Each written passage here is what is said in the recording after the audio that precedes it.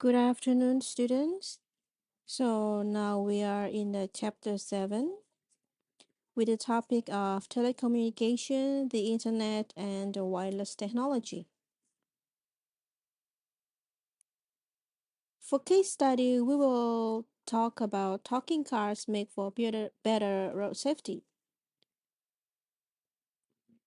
But before we go to the case study, I would like to tell you that after you learn this chapter, you will be able to know what are the principal of components of telecommunication network and the key network technologies. And then you also know the different types of networks, and you will know the how the internet and internet technology worked, and how they support communication and e-business. And after that, you will also know the principal technologies and the standards for the wireless networking, communication, and internet access. Now let's start with the case study. So the case study is about a company, Toyota. So they have a talking cars to make better road safety.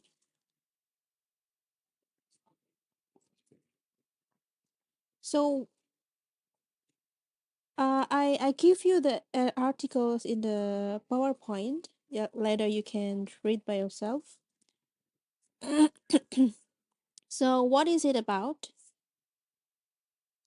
So, the case study is from Toyota, who introduced the Intelligent Transportation System Connect Safety Package in late 2015.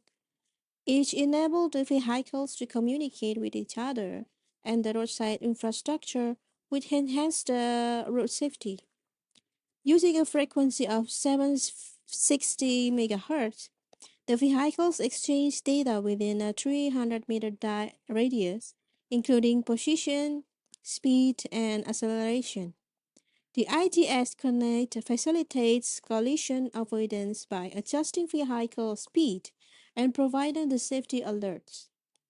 The CACC, Cooperative Adaptive Cruise Control, adjusts the speed based on data from other vehicles.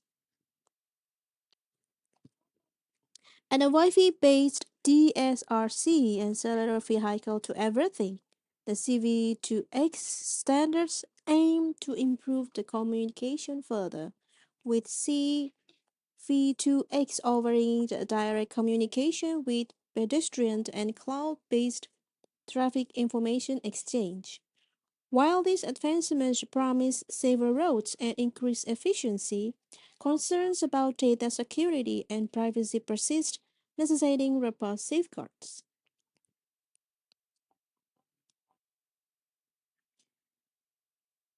So that was the case study from the Toyota company. Now let's move on to the next topic, which is about principal components of telecommunication networks and the key networking technologies. If you run or work in a business, you cannot do it without networks. You need to communicate rapidly with your customers, suppliers, and employees. Until about 1990, businesses used the postal systems or telephone system with voice or fax for communication.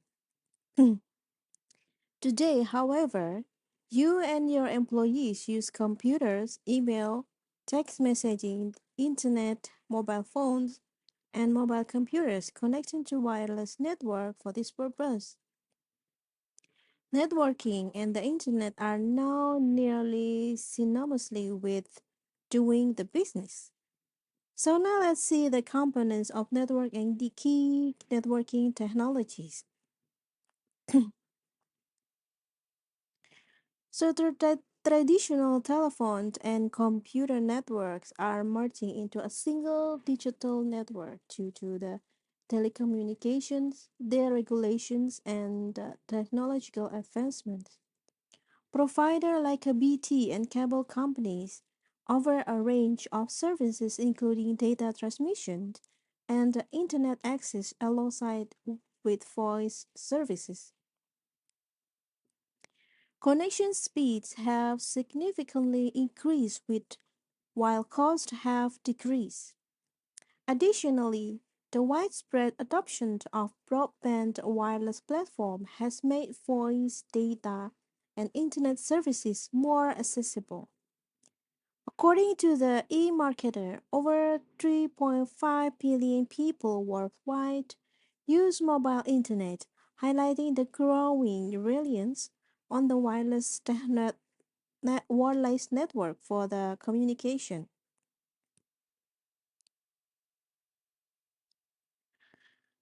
A computer network links two or more computers in an office, facilitating communication and resource sharing. Typically, it consists of client computers, a server, network interfaces, connection media like cables or wireless signals, and network operating system software. Each computer has a network interface to connect to the network, and a server performs crucial network functions like storing data and, of course, managing the communication. And network operating systems like a Microsoft Windows Server or Linux coordinate these activities. Hubs or switches serve as connection points, with switches offering more efficient data forwarding. Routers enable the communication with external networks like the internet by routing data packets, while traditional network devices have proprietary software, software defined networking or SDN, which centralize the control functions and allowing for more flexible and efficient network management, particularly in the cloud computing environments. Now let's check this figure. So this figure 7.1 illustrates the major hardware, software, and transmission components in a simple network. Include a client computer and a dedicated server computer, network interfaces, a connection medium, network operating system software, and either a hub or a switch.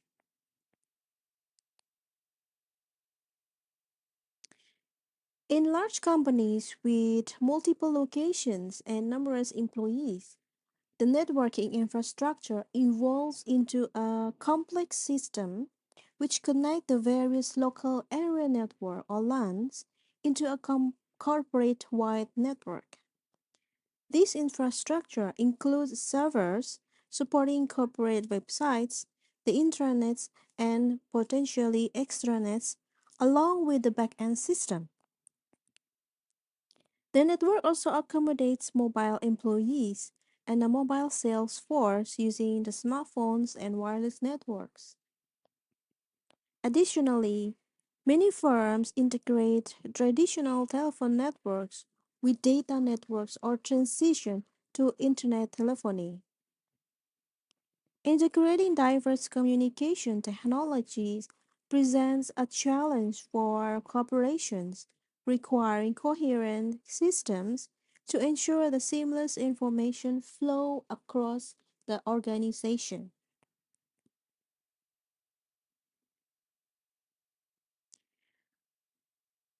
Now let's check this figure. So figure 7.2 provides an illustration of these more complex, larger scale corporate-wide networks.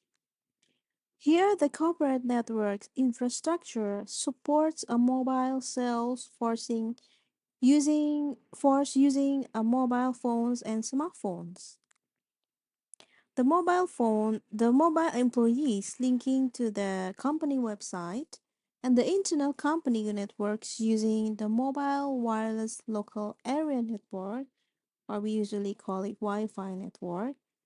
In addition to these computer networks, the firm's infrastructure may include a separate telephone network that handles most voice data. Many firms are dispensing with their traditional telephone networks and using the internet telephones that run on their existing data network. As you can see from this figure, a large corporate network infrastructure uses a wide variety of technologies, everything from ordinary telephone service and corporate data networks to the internet service, wireless internet, and mobile phones.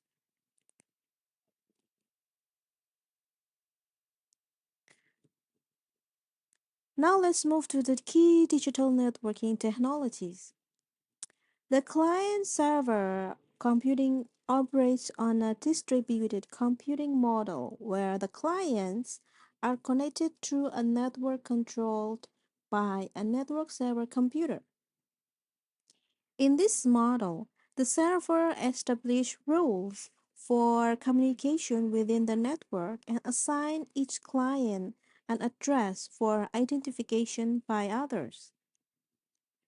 This approach has largely supplanted centralized mainframe computing.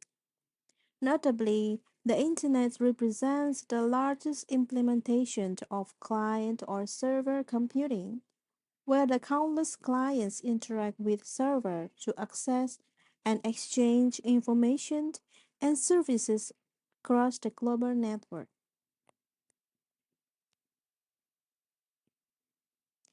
The packet switching is a method of breaking down the digital messages into smaller parcels known as packets, which are then transmitted along various communication paths as they become accessible. These packets are later reassembled at their destination. In contrast to previous circuit switch network where the entire point-to-point circuit had to be established before communication cloud occur, the packet switching allows for more efficient utilization of the network's communication capacity. By dynamically routing packets through available paths, the packet switching optimizes network resources and enables more flexible and resilient communication system.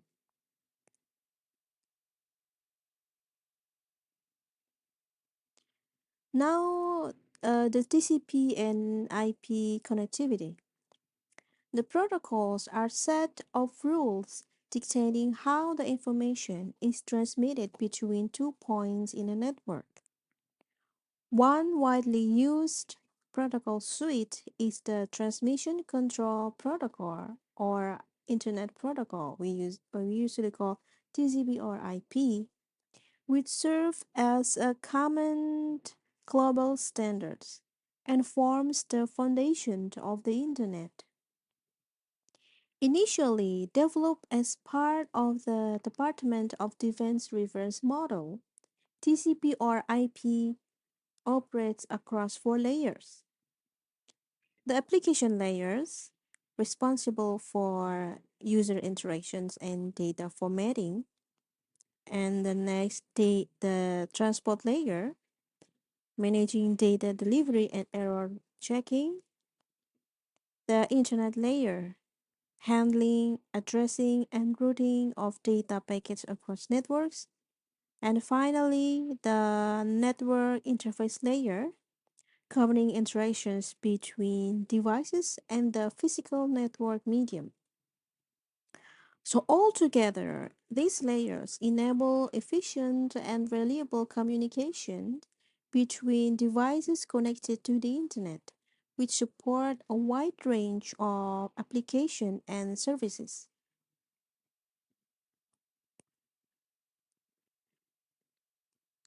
Now let's begin our study by looking into the problem of managing data resources in a traditional file environment.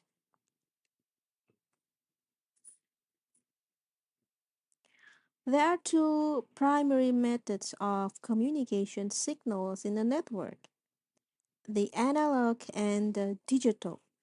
The analog signals are continuous waveforms. It's commonly used for audio devices like speakers or headphones. In contrast, the digital signals are discrete binary waveforms representing information as sequence of 1 and 0.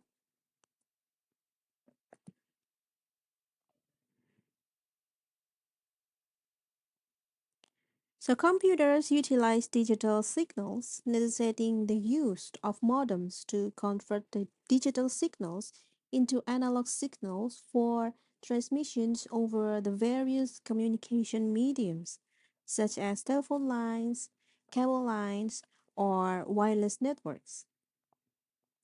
The modems, short for modular demodulators, are essential for connecting computers to the internet through cable, diesel, or wireless networks, facilitating data transmission between digital devices across diverse communication channels.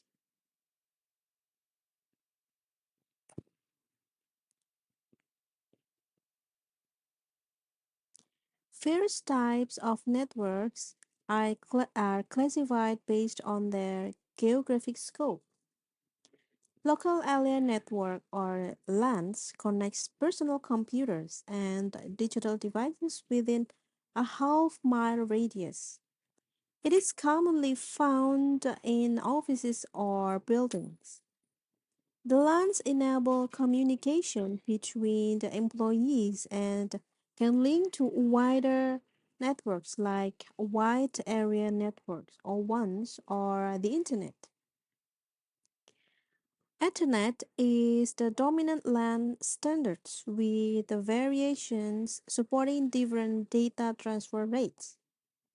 Ones with WANs span broader geographical distances, including regions, states, continents, or the globe, with the internet being the most prevalent example.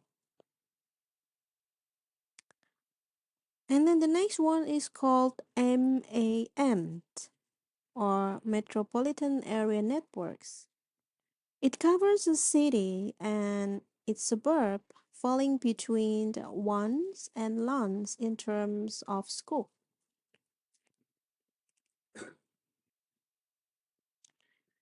Transmission media in networks encompass various physical mediums such as twisted pair wire, coaxial cable, optic cable, and wireless transmission media, each with its own advantages and limitations.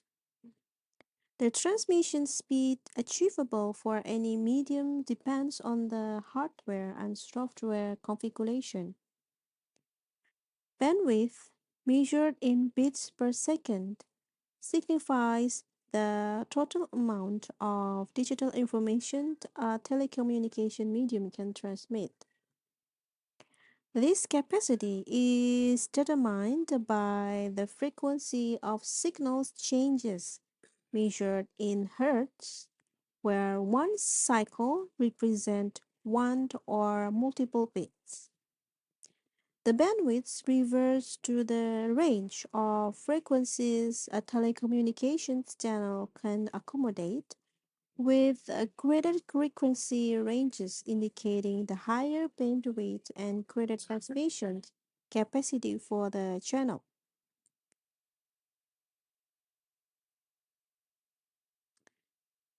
Now, businesses use their databases to keep track of basic transactions such as paying suppliers, processing orders, keeping track of customers, and paying employees.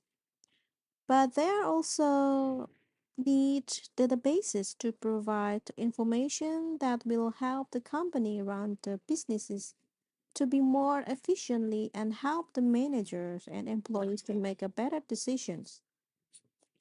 If a company wants to know which product is the most popular or who is its most profitable customer, the answer lies in the data. So now we will learn how the internet and internet technology work and how they support communications and the e-business. The internet serves as the world's largest public communication system, connecting millions of networks globally through the client or server computing and internet working. Originating from a US Department of Defense project in the 1970s, it has become accessible to homes, businesses, and institutions through internet service providers.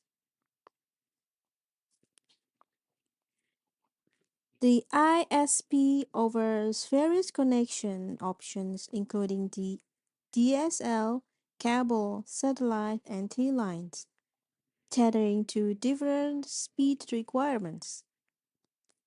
The DSL operates over telephone lines, cable connections use coaxial cables, and satellite internet serves remote areas. T1 and T3 lines provide high-speed lease connections for business and the government agencies.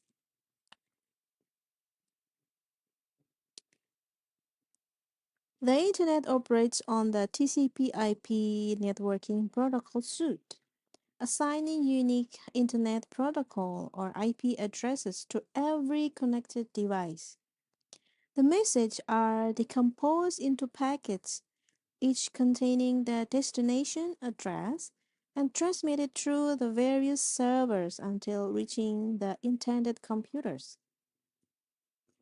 To simplify addressing, the DNS, the domain name system, converts the domain names into IP addresses.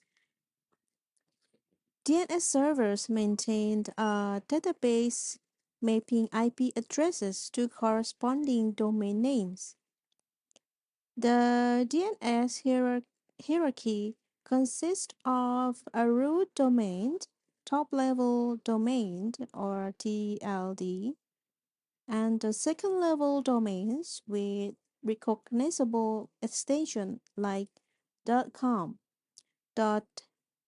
.edu, and the country codes such as .uk or .tw. The host names at the bottom of the hierarchy designated as specific computers on the internet or private networks.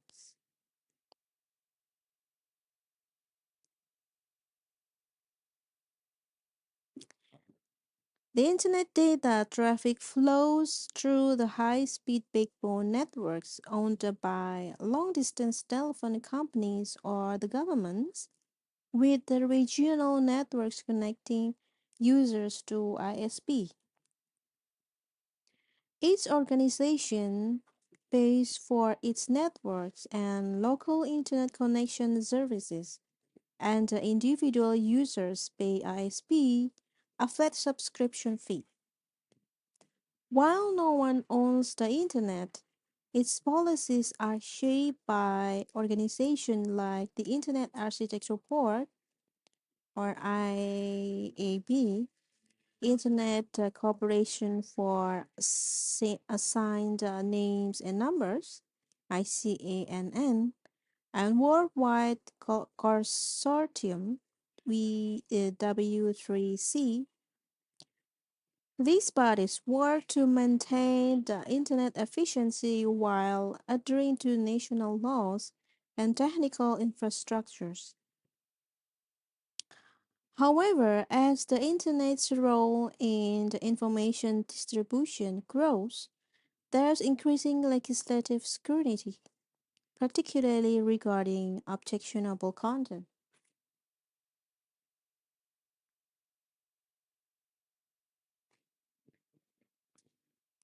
The Internet's exponential growth has led to an impending shortage of available IP addresses under the old addressing convention, prompting the adoption of IPv6 with 128-bit addresses, offering over a quadrillion unique addresses.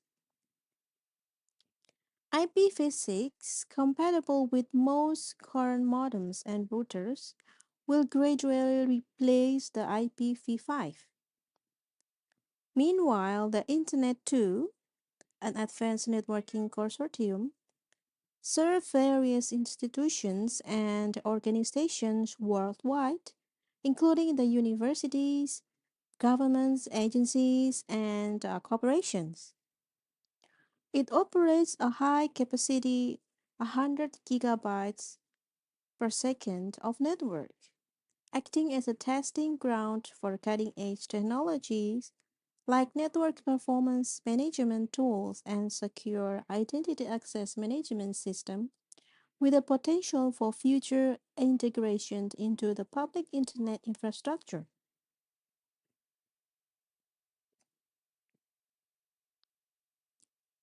Internet services accessible to client computers encompass a range of functionalities, including the email, chat, instant messaging, electronic discussion groups, telnet, FTP, and of course the web. These services are facilitated by various software programs with each service capable of running on a single server or distributed across the multiple machines. For instance, email allows for efficient exchange of messages globally, while chatting and instant messaging enable real-time interactive communication, often supporting voice and video features. News groups serve as forum for global discussions on specific topics accessible to anyone.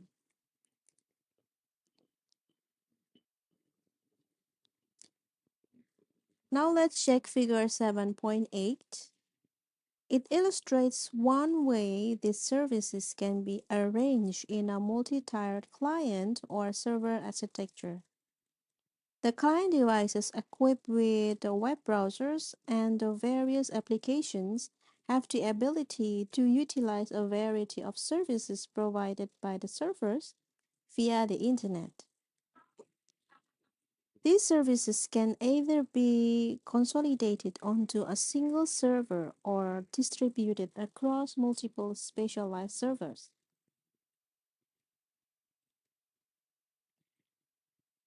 The voice over IP or VoIP technology, utilizing the digital packet switching over the internet, has become popular for voice transmission and corporate networking, bypassing toll charges of traditional telephone networks. The services like PhoneAge, Skype, and Google over VoIP, accessible via computers or VoIP-enabled phones. Despite initial investment, VoIP implementation can reduce communication cost by 20 to 30%. The VoIP also streamlines operation by consolidating voice and data infrastructure, eliminating the need for separate networks and support services. Now let's check how voice over IP works.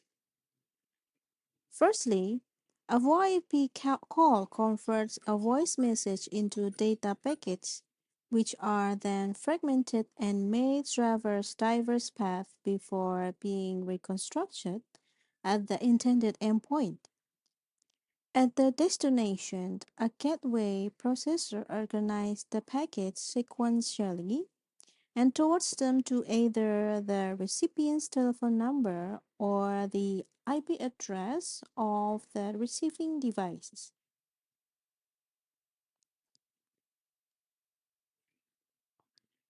The unified communication technology enables the integration of various communication modes such as voice, data, instant messaging, email, and voice conferencing. They are then into a unified platform accessible across the multiple devices. This consolidation eliminates the need for separate management of each communication channel. Presence technology allows the users to determine each other's availability for communication. Organizations like Turning Point have leveraged solutions like Cisco Unified Communications Managers to centralize the call control, the video calling, instant messaging, and mobility services, leading to increased agility and cost saving.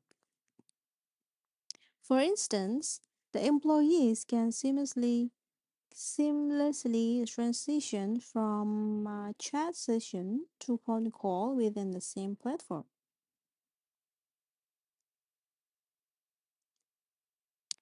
Next, we have a VPN, a virtual private network. It offers a cost-effective solution for firms needing a secure communication over a large geographical spread, such as a marketing team dispersed across the US. So instead of relying on expensive dedicated networks, a VPN utilizes encryption within the public internet infrastructure to ensure the privacy. VPNs leverage the scalability and the management capabilities of the internet while providing the secure and encrypted communication channels. Various protocols like point-to-point tunneling protocol or PPTP are employed to encrypt the data packets, ensuring the confidentiality even as they transfers to public networks. This enables firms to combine the voice and data networks securely at the fraction of the cost of traditional private network solutions.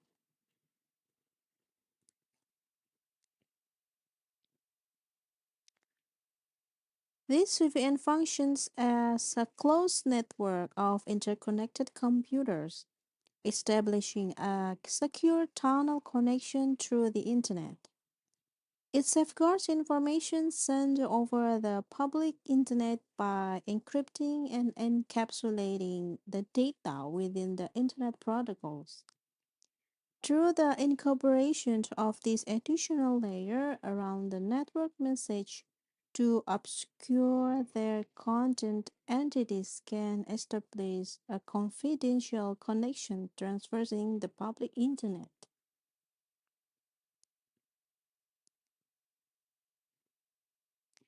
Now let's move on to the next topic, the web, the primary internet service, which operate through the standardized protocols for organizing and presenting data via client or server architecture. Web pages are created using hypertext markup language or HTML, allowing for dynamic linking to various documents and objects stored locally and remotely. Accessible through the internet, the web pages are retrieved using the Hypertext Transfer Protocol or HTTP. When entering a web address in the browser, such as this link, the HTTP protocol specifies the destination servers identified by the domain name.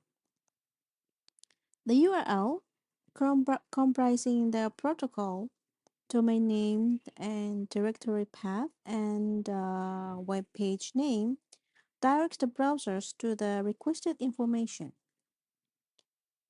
So, for instance, in this link, yeah, the HTTP denotes the protocol of the www.megacorp.com is the domain name, and then content slash features is the directory path, and the 08 blah blah blah dot html is the web page name. The next one is the web servers. So the web server is a software designed to manage and retrieve stored web pages, delivering them to users upon request. The primary web server in use are Microsoft Internet Information Services or IIS and Apache HTTP server, the latter being open source and freely available for download from the web.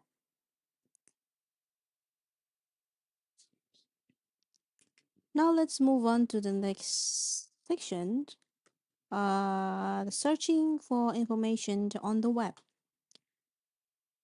So the searching we divided into two sections. The first one is web indexing and deep web, and the next one is evolution of search engines. So while search engines like Google index billions of web pages, there exists an even larger portion called the deep web, including the proprietary content and protected databases with an estimated trillion additional pages. The dark web, a subset of the deep web, remains hidden from search engines and is accessed anonymously, often being used for illicit activities. And the next one, the evolution of search engine. The search engine have evolved from basic keyword indexes to sophisticated algorithms like Google's PageRank, which rank pages based on relevance and popularity. Larry Page and Sergey Brin's Google introduced the concept of ranking search results based on the relevance, revolutioning search engine technology. There are hundreds of search engines in the world, but the vast majority of the search results come from the Google, Baidu, Yahoo, and Microsoft Bing. As shown in this figure, Google is the most popular search engine by a significant margin, capturing the 73.1% of the market share in February 2020. While Bing is the second most popular search engine with 11.6% of the market share, followed by Baidu at 10.4%.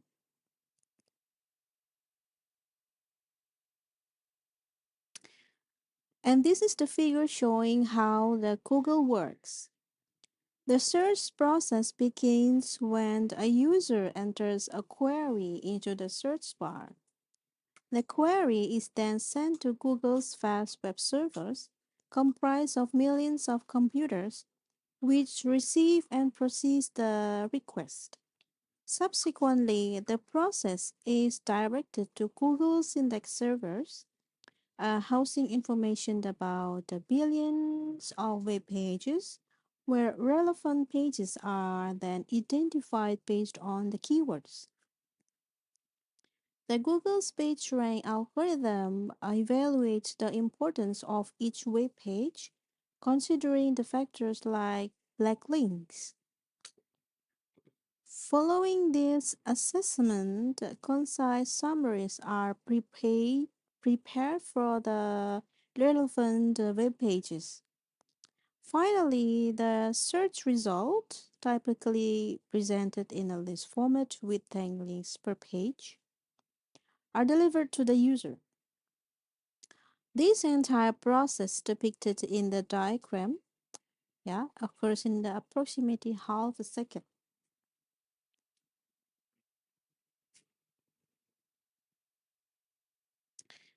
The next one is the mobile and semantic search.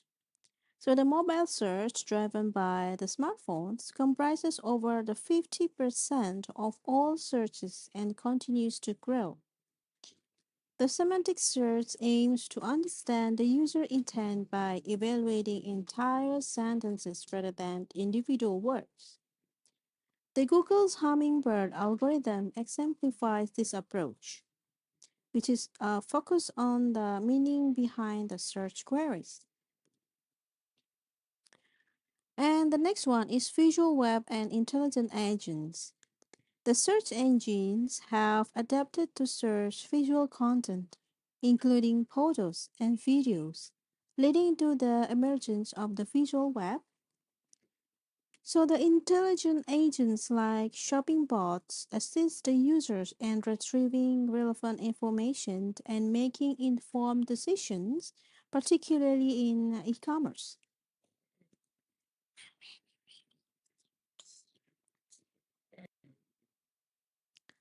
The next one is the search engine marketing and optimization. So the search engine marketing has become a major advertising platform with the sponsored links and organic search results being primary sources of the revenue. Companies optimize their websites for higher search engine rankings through the search engine optimization, or we usually short by SEO, aiming to match the consumer interest with the relevant content. The next one is sharing information on the web. Today's web enables collaboration, the sharing, and the user generated content through the platforms like blogs, wikis, and the social networks.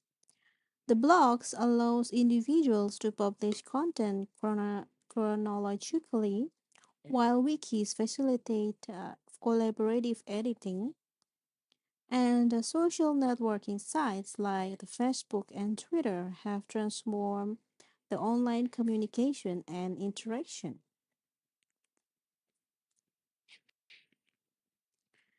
The future web. So the future web encompasses advancements like semantic search, visual web, and the Internet of Things. The IoT, or Internet of Things, will connect the billions of devices to the web, which enable automation and data exchange on the massive scale. The app internet, characterized by mobile applications, is driving user engagement and accessibility, with apps accounting for over 80% of mobile usage in the US. Other trends includes cloud computing, ubiquitous connectivity, and interoperability, shaping a seamless and interconnected web ecosystem. Welcome to the wireless revolution. So, in this section, we will discuss the principal technologies and standards for the wireless networking, communication, and then internet access. The wireless revolution has transformed portable devices like cell phones, smartphones, tablets, and wireless enabled computers into versatile media and computing platforms. The smartphones, exemplified by iPhone to Android and BlackBerry, combine the functionalities of cell phones and laptops with a Wi Fi capability, enabling the users to access music, video, internet, and telephone services on a single device. With nearly 4.9 billion mobile phone users globally, the smartphones dominates the digital platform, accounting for two-thirds of the digital media time spent. Digital cellular services utilizing standards like GSM and CDMA offer the international roaming and efficient frequency utilization. Evolving from the earlier voice-centric system, 3G and 4G networks now support the higher transmission speed, with 5G technology poised to revolutionize connectivity with gigabyte data transmission, minimal delays, and enhanced device connectivity for applications like self-driving vehicles and smart cities.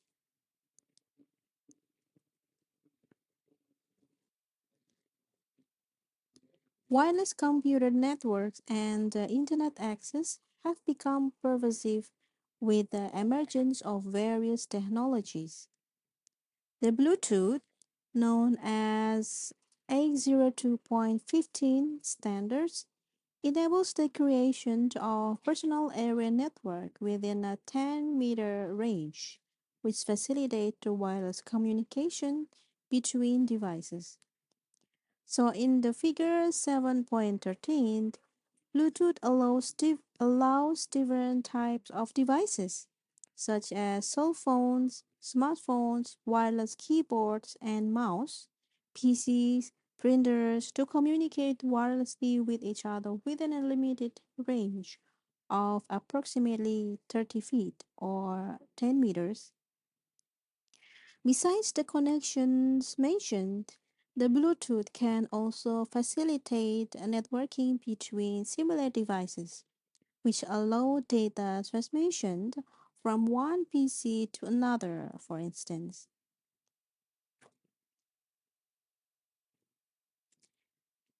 The next one is Wi Fi.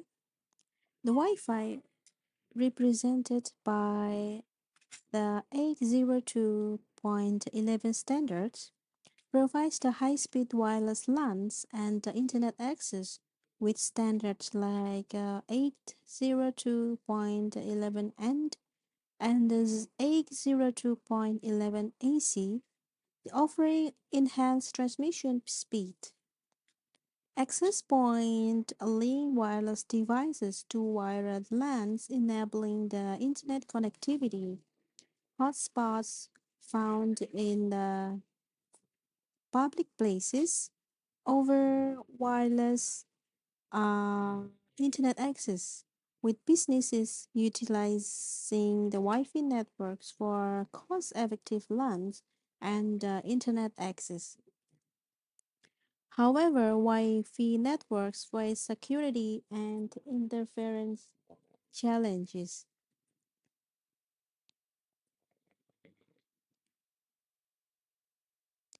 The next one is called WiMAX or IEEE standards 802.16. It addresses the connectivity issues in the areas lacking Wi-Fi or fixed broadband. With a range of up to 13 miles and speeds of 30 to 40 megabytes, the WiMAX extends the high-speed internet access to rural regions and the urban areas without the wired connectivity, which offering a solution for internet accessibility challenges. Now let's move on to the RFID or radio frequency identification. RFID and the wireless sensor networks are revolutionizing the enterprise operations. RFID systems utilize the microchip tags to transmit data to the readers, enabling the efficient tracking of goods without line of sight contact. These systems offer detailed inventory management and supply chain visibility, aiding companies like Walmart in optimizing operations and reducing cost. With decreasing tech cost, RFID is becoming more accessible for widespread use. Meanwhile, the NFC or Near Field Communication facilitates tap and go services like Apple Pay, which enable the wireless payment transactions and data exchange between compatible devices within the close proximity. NFC is also utilized in information retrieval and sharing, enhancing the user experience in the various contexts such as the museums or social interactions. This figure shows how an RFID system operates through a series of steps as follows. First, the RFID reader emits radio waves, and then the RFID tag receives these radio waves and utilizes the energy to activate its circuits. And then the activated tag sends its stored data back to the reader. Next one, the reader retrieves the data retrieved from the tag. And then finally, the reader forwards the decoded data to a computer system for further processing and analysis. This sequential process enables the RFID system to effectively track and manage items throughout the various operations. Wireless sensor networks, or WSN, represent cutting edge technology for monitoring various aspects of the physical environment, from building security to detecting air pollutants. These networks consist of interconnected wireless devices which equipped with processing, storage, and sensors. They gather data from numerous points across large areas and transmit it to the central computers for analysis. WSN can encompass the hundreds to thousands of nodes, facilitating tasks such as environmental monitoring, traffic surveillance, and supply chain management. The data generated by WSN, along with outputs from the RFID system and other wireless networks, contribute to the Internet of Things, or IoT, where the machines continuously collect and share data for analysis and decision making. The small circles represent the lower level sensor nodes, which are responsible for collecting data from their environment.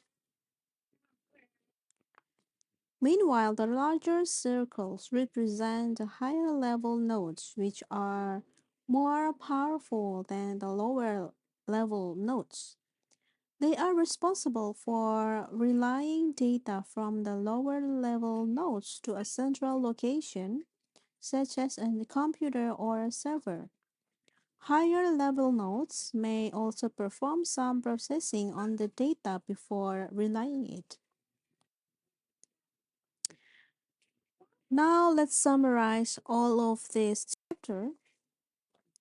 So the principal components of telecommunication networks encompass computers, network interfaces, connection mediums, operating system software, and networking infrastructure like telephone systems, cellular communication, and LANs. Protocols serve as a common rules for network communication. Network types range from the LANs for local connections to ones covering broad geographical areas and MANs for urban settings.